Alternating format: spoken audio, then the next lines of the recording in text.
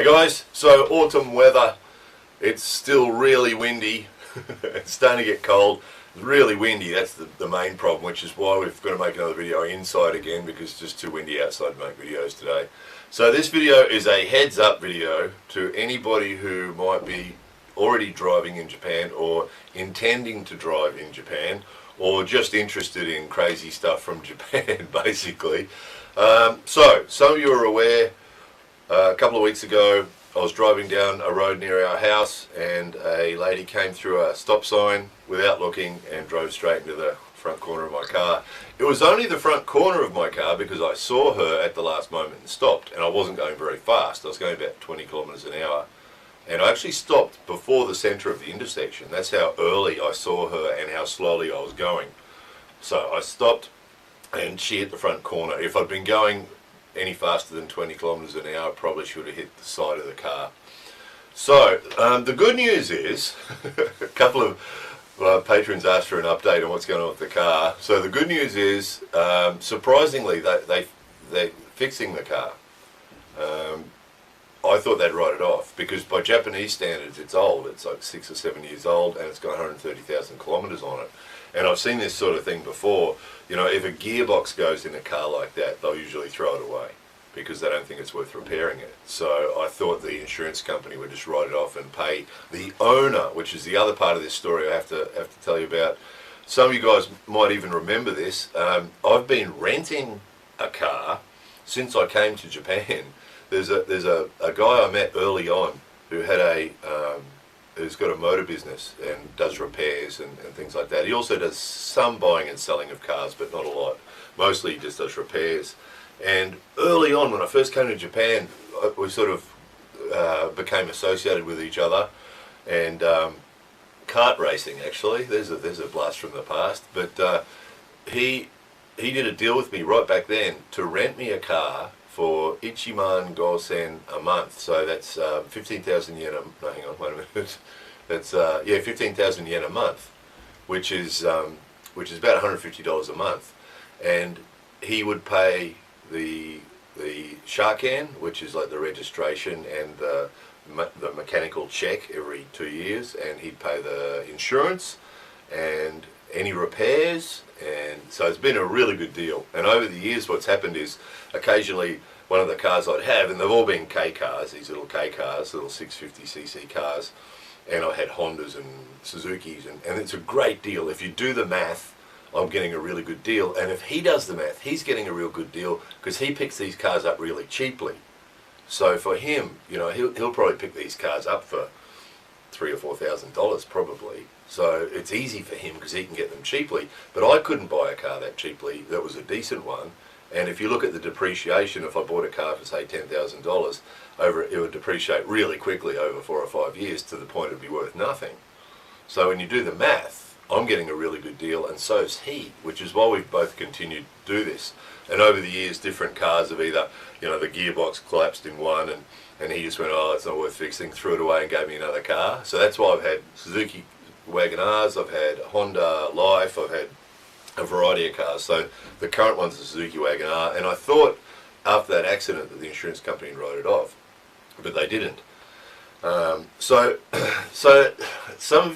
some places where we'd live and where I lived in Australia, if someone came through a stop sign without looking and not stopping, just straight through a stop sign and ran into your car, they'd be 100% responsible, right? Which would seem fair, wouldn't it?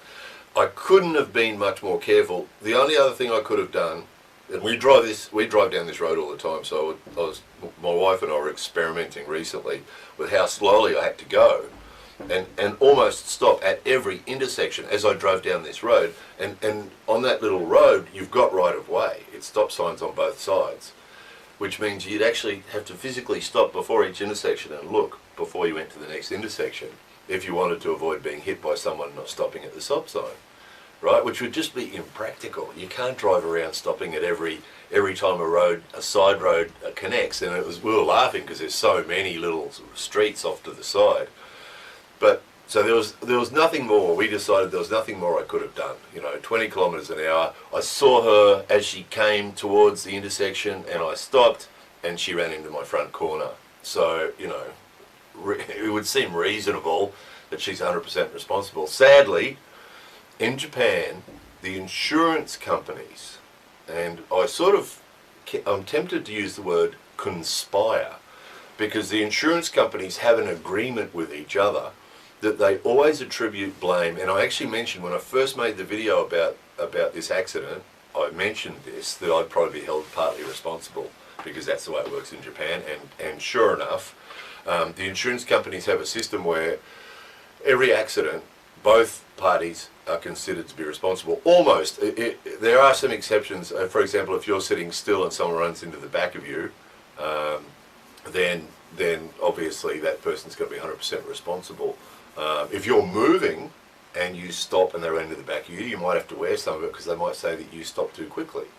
Right? It sucks. And I've talked to a couple of people about it, and there's one old guy I know here that's a fountain of wisdom. He knows all sorts of stuff, you know, and I was talking to him about it, and he said it's because the insurance companies can then increase the premiums to both parties, right? And if you do the math again, if the insurance company pays 80%, the other insurance company pays 20%, and then they both increase the premiums to the customer. You know, the customer has to pay more every year then, so they get more increased premiums. And then the other time it's 80-20, the other way, right? Or 90-10 or 70-30 or 50-50. They work it out between them, but they've got these like formulas where they don't listen to what you got to say. So I actually took photos of that scene, and I gave them to the guy that owns the car, and said, show the insurance company these photos, you know, and they just have a formula.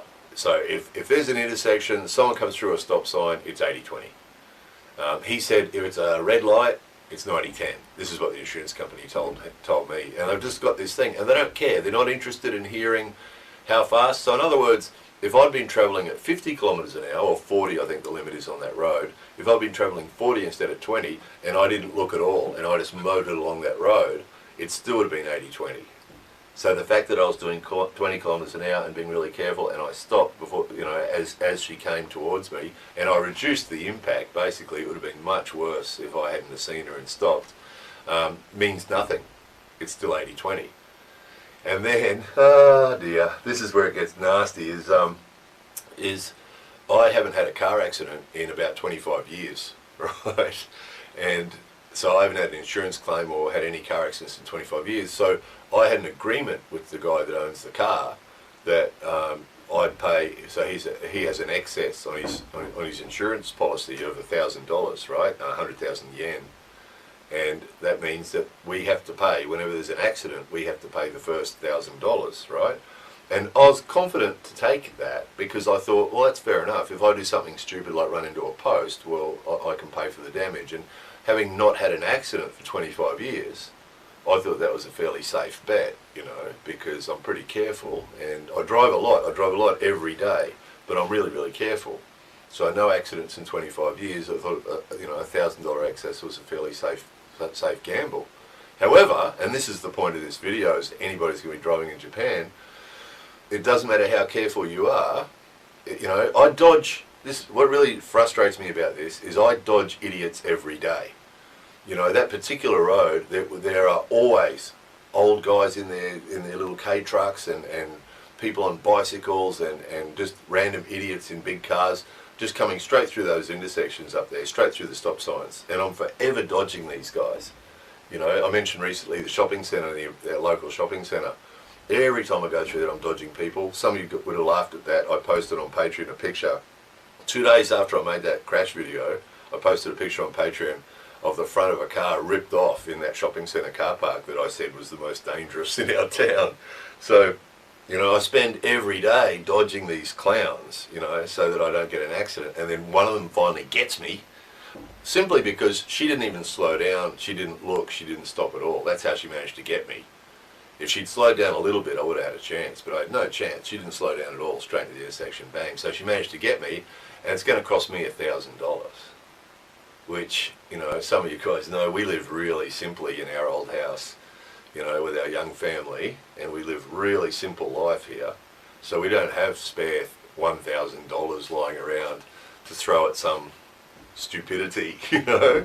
So it's really frustrating. So that's what motivated this video, was to warn anybody, you know, if you're already driving in Japan or intending to drive in Japan, be aware this could happen to you, no matter how careful you are. You know, I mean, I really drive like an old man, you know, I really do.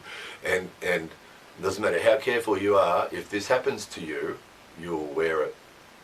And if you do have an excess on your insurance policy that you have to pay the first however much, be aware that you could well have to pay that. And you know, fair to say that this wasn't my fault, there was nothing I could do about it, but you know, it doesn't matter. As is often the case here, logic or a sense of fairness, or there's no sort of mitigating circumstances here in the systems. The systems are, in this case this happens, in this case this happens. And there is no, you know, I got a feeling when I was talking to the police at the accident and then speaking to the car owner, when I was describing what happened and showing them the pictures, I had a distinct feeling that they weren't really listening. You know, they were being polite and sort of, yes, yes, yes, but I had a feeling they weren't listening, and it's because are really aware of this, that it doesn't matter. It doesn't matter if I was doing 20 Ks or 40 Ks, it doesn't matter if I stopped or didn't stop, it doesn't matter if I was watching television or watching out for cars, doesn't matter. You know, an intersection, stop sign, 80-20. So that's those particular insurance companies anyway. Police have nothing to do with it, by the way. My wife got a bit annoyed because she thought it was unfair when she found out it was going to cost us $1,000, and she rang up the local police station, and they just said to her, there's nothing we can do, it's the insurance company's policy, that's what they do, and there's nothing you can do about it. So, which was good of her to do that, and I appreciated, because I wanted to hear what they said, and that's what they said. They said, no, nothing to do with them. And that's why they weren't interested when I was explaining it to them. I think they were interested as whether they should give her a penalty, like for not going through, for not stopping at the stop sign. Don't know if they did or not. Doesn't matter. Again, see, even if they did, they gave her a ticket for not stopping at the stop sign. Doesn't change it. It's still 80-20, right? And she admitted everything. She got out of the car and gomen nasai, she said. And really apologetic, and when the police came, she was telling them, you know, I didn't stop at the stop sign, and I didn't, you know, big surprise, big goody star. So doesn't matter, 80-20. Isn't it amazing? So that's it.